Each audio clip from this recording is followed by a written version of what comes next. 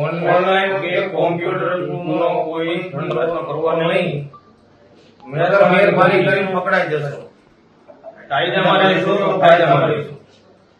Online કે કોમ્પ્યુટરનો કોઈ ધંધો કરવાનો નહીં. મહેરબાની કરીને પકડાઈ જશો.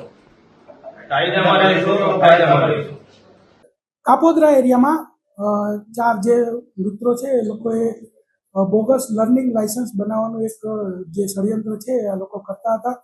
તો એસઓજીના ધ્યાને આવતા આ લોકોને પકડી પાડવામાં આવે છે. એમની પાસેથી 13 આવા લર્નિંગ જે બોગસ લાયસન્સ બનાવ્યા એ પણ જપ્ત કરે છે અને BNS 316(5) કે જેની સજા આજીવન કેદ સુધીની છે એના મુજબ ગુનો દાખલ કરવામાં આવ્યો છે.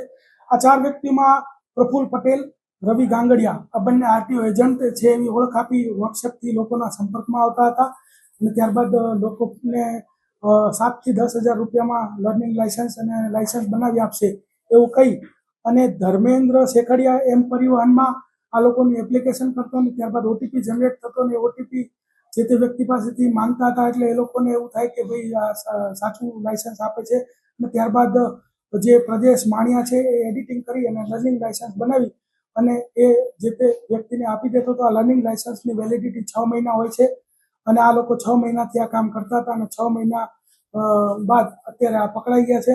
અત્યાર સુધી લગભગ 50 થી વધારે લોકો આના ભોગ બન્યા છે અને 7 થી 10,000 રૂપિયામાં કામ કરતા હતા અને આ લોકો વિરુદ્ધમાં જે છે એ એસઓજી ધોરણસર કાર્યવાહી કરે છે. અત્યારે તો જે આપણને 13 લાયસન્સ મળે છે સુરત RTOના જે છે બનાવતા હતા અને બાકીની જે બીજા કેટલા ભોગ બનનાર છે અને કયા કયા RTOને બનાવે છે એ તપાસ ચાલુ છે. એક લાયસન્સના એ લોકો નેગોશિએશન કરીને મિનિમમ 7,000 અને વધુ 10,000 રૂપિયા લેતા. 6 મહિનાથી આ લોકો આ કામ કરતા હતા અને 6 મહિના બાદ અત્યારે પકડાઈ ગયા.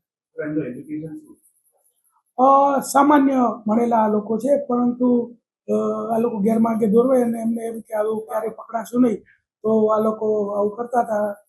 મોટાભાગના 12 પાસ ને એવા છોકરી છે અને એમાં પ્રદેશ છે એના વિરુદ્ધમાં રોહિના પછી બીજા અલગ અલગ એમ કરીને 6 થી 7 ગુનાઓ દાખલ થયેલા છે અને બીજો જે આરોપી છે પ્રફુલ એના વિરુદ્ધમાં પણ એક પ્રોહીનો ગુનો દાખલ થયો છે. ત્યારે જ ન્યૂઝરૂમ ગુજરાતની YouTube ચેનલને સબસ્ક્રાઇબ કરો અને Instagram અને Facebook પર ફોલો કરો. અપડેટ રહો, સત્યની સાથે રહો.